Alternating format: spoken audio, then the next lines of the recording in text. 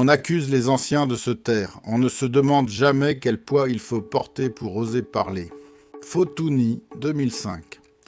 La case de Ngemo. Mba Thomas, le vieil homme aux mains noueuses et au regard lointain, restait assis sur un tabouret bas, les yeux perdus dans la fumée de sa pipe. Ses petits-fils curieux venèrent de lui poser la question qui hantait toutes les cours d'école.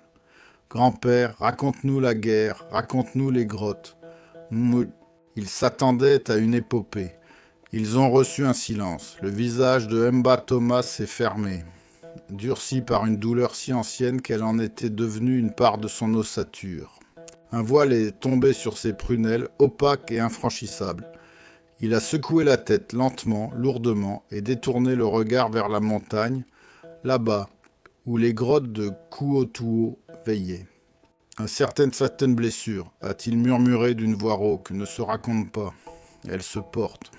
Ce jour-là, les enfants ont compris, sans vraiment comprendre, que la plus grande tragédie n'était peut-être pas la mort, mais l'impossibilité d'en parler. Le silence de Mba Thomas n'était pas un cas isolé. Il était l'écho d'un mutisme collectif, une mémoire fracturée, un trauma transmis de génération en génération, non par les mots, mais par leurs absences.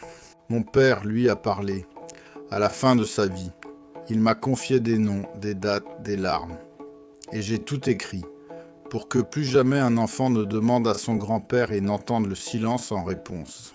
Si vous avez un grand-père, une grand-mère, un ancien qui porte une histoire qu'il n'a jamais racontée, faites-lui ce cadeau aujourd'hui. Posez-lui la question.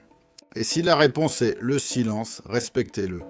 Mais dites-lui que vous êtes là pour écouter quand il sera prêt. Racontez-moi en commentaire si vous avez déjà franchi ce pas. Et si cette histoire vous a serré le cœur, laissez un pouce.